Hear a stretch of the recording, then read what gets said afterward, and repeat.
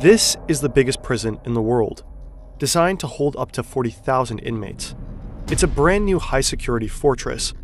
The inmates are under constant observation, inside and outside. Up to 100 prisoners live in cramped-up cells, with no privacy. There's no going out, no fresh air, and no visits. This prison is located in El Salvador. For decades, the country has been terrorized by so-called maras, competing street gangs. It was notoriously one of the world's most dangerous places. Its murder rate has long been the highest on the globe. Then, its people elected a new president. Nayib Bukele went to war against the country's gangs. His government imprisoned 2% of the country's adult population. Many here, never to see their families again, never to be released back into society. El Salvador is much safer now, in some ways. Bukele is immensely popular as a result, but up to 1 in 3 prisoners is said to be innocent, and El Salvador might have accidentally sacrificed its democracy in its fight against the maras.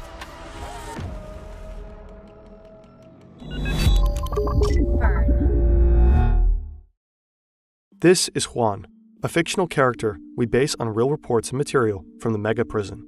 He is 15 years old, tattooed, his parents are very poor and abandoned him when he was 9. Then he joined the Barrio 18, a major Mara gang. Now Juan is on a prisoner transport to the southeast with other suspected gang members.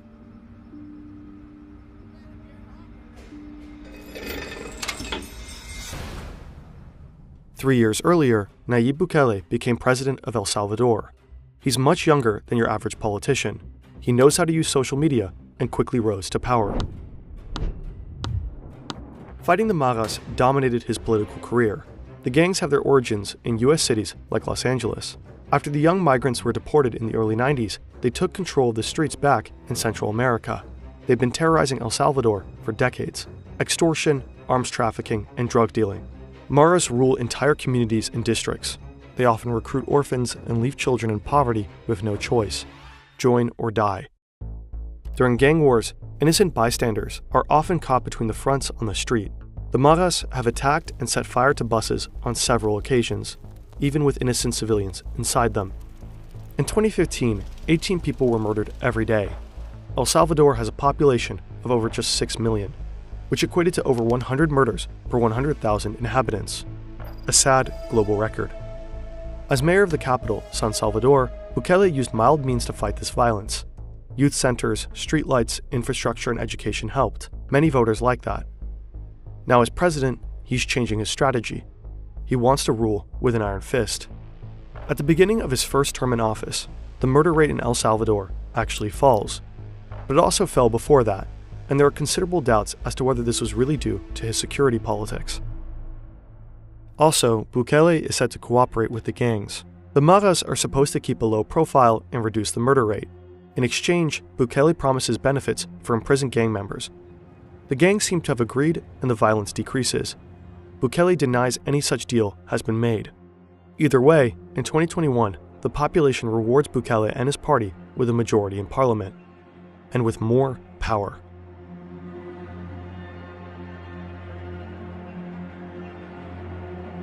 On the 22nd of March, 2022, the government under Bukele declares a state of emergency.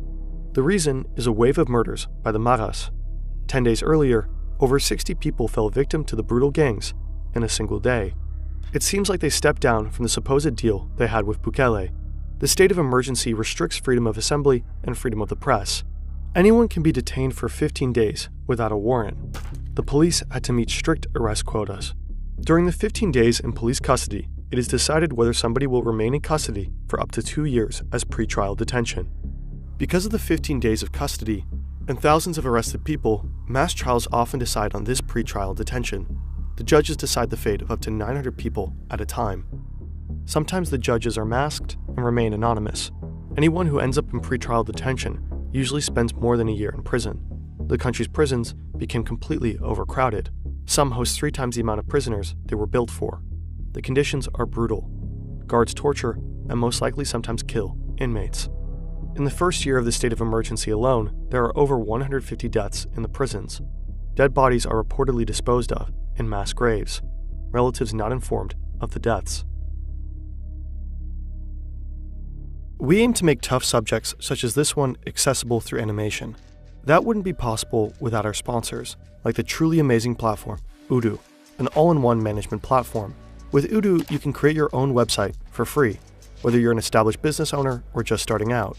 Odoo is with you every step of the way. You don't need any skills in programming. Honestly, you can be a complete noob. Odoo's website builder makes it a breeze. Just visit odoo.com and answer some questions. What kind of website do you want? Which colors do you prefer? And what's your favorite design style? Odoo will do its magic. Then you can make little tweaks to your liking, change headlines, replace images. If you need more space for text, you can just drag big boxes where you want them, and ta-da. You'll be online in no time, and Odoo gives you a free custom domain for 1 year on top. If you want to go deeper, Odoo offers a range of other powerful applications to optimize your business. Check out Odoo now by visiting fern.deals/Odoo and start building your own website for free today. To free up the regular prisons and to house convicted gang members, this new mega prison is built in 2023. Gang members have officially been classified as terrorists since 2015. Accordingly, the prison is called Center for the Confinement of Terrorism, or CECOT for short. Juan arrives there now. After a good hour, the bus reaches a massive complex, surrounded by a 2-kilometer-long and 11-meter-high wall. It is supposed to be able to withstand car bombs. Hundreds of soldiers from the surrounding barracks can be called up to CECOT within minutes. After the gate opens, Juan drives past high fences, watchtowers, and huge halls. The bus comes to a halt again in front of one of them. Juan has to hand over all his possessions and get x-rayed. He is given a white t-shirt and trousers. His head gets shaved. Then Juan is taken to his cell. He shares it with around 90 other prisoners. This 4-story metal shelf is his only place to sit. He can use his towel as a pillow. He has to sleep on it at night, if he can. The light in the hall is on 24/7, and it is always bright as day. Juan quickly loses all sense of time. There are no windows. He can't look outside, let alone go outside. In contrast to many other prisons, there is simply no outdoor area for inmates. Escape is utterly impossible. The complex is protected by 7 security rings. From the cells to high electric fences, 19 watchtowers, and several walls, there is gravel on the paths so that no one can move around unnoticed.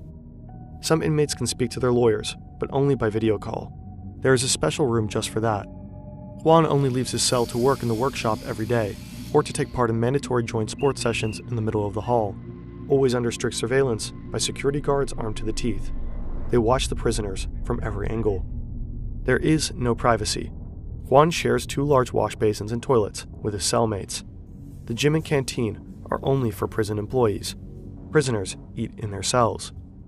So it's a real highlight when Mexican YouTuber Luisito Comunica comes by with his camera crew.